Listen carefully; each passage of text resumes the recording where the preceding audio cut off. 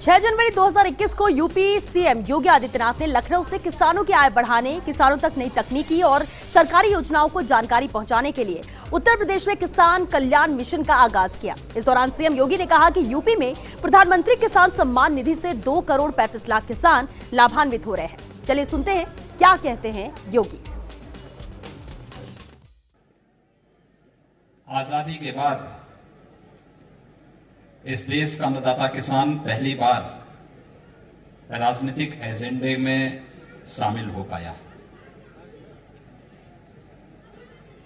जब ईमानदारी से किसानों के हितों को ध्यान में रख करके शासन की नीतियां बनने लग गई और उन नीतियों के अनुरूप उनका क्रियान्वयन भी होते हुए इस देश के किसानों ने देखा है।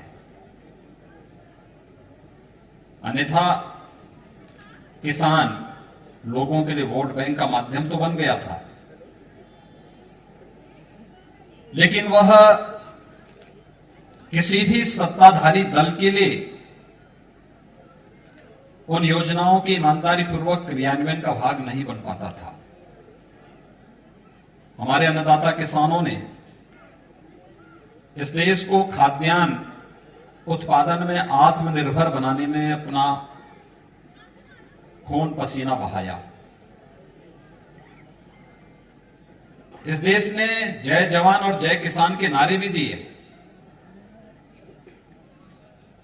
लेकिन किसान आजादी के बाद से हांसी पर रहा। हम आभारी हैं प्रधानमंत्री मोदी जी के, जिन्होंने 2014 में आने के बाद किसान को मुख्य धारा के साथ जोड़ने और जय किसान के इस नारे को सार्थकता प्रदान करने के लिए किसान के हित में उस प्रकार की नीतियां, उस प्रकार के कार्यक्रम और फिर उसकी ईमानदारी पूर्वक क्रियान्वयन को जोर देते हुए ईमानदारी पूर्वक उन सभी योजनाओं को लागू किया। आज उसी का परिणाम है कि सॉइल हेल्थ कार्ड और सॉइल हेल्थ से जुड़ी हुई लेबोरेटरीज आपको हर एक जनपद में, हर एक विकास खंड में और हर महत्वपूर्ण स्थलों पर प्राप्त हो सकती है। प्रधानमंत्री फसल बीमा योजना के माध्यम से प्राकृतिक आपदा से नुकसान हुई फसलों के बारे में जानकारी प्राप्त करके कोई भी किसान उस योजना का लाभ ले सकता है।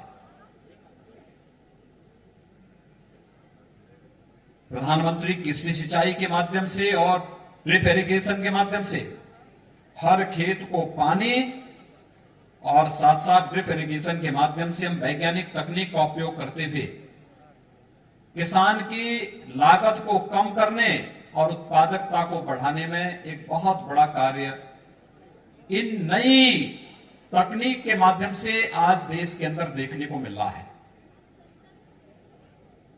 आजादी के बाद लागत का 1.5 गुना दाम किसान को मिले, न्यूनतम समर्थन मूल्य स्वामीनाथन कमेटी की रिपोर्ट के अनुरूप देने का कार्य भी प्रधानमंत्री मोदी जी ने दिया।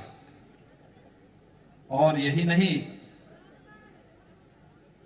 प्रधानमंत्री किसान सम्मान निधि के माध्यम से हर एक किसान को 6,000 रुपए सालाना देने का कार्य भी, यानी किसान भाइयों को सूदखोरों से, बिचौलियों से मुक्त करने के लिए उसे प्रधानमंत्री किसान सम्मान निधि से जोड़ने का कार्य भी प्रधानमंत्री मोदी जी ने किया। यानी किसान के कल्याण के लिए वास्तविक कार्य योजना अगर आप देखेंगे तो आजादी के बाद जिस गति के साथ ये कार्यक्रम चले हैं, अगर पिछले 6 वर्षों के दौरान हुई प्रगति उन 70 वर्षों में भी हुई होती तो संभवतः इस देश में 2014 में प्रधानमंत्री मोदी जी को यह लक्ष्य निर्धारित करने के लिए नहीं मजबूर होना पड़ता कि 2022 तक हम किसान की आमदनी को दोगुना करेंगे। और चलिए शिक्षा बुलेटिन में फिलहाल के लिए इतना ही। नमस्कार।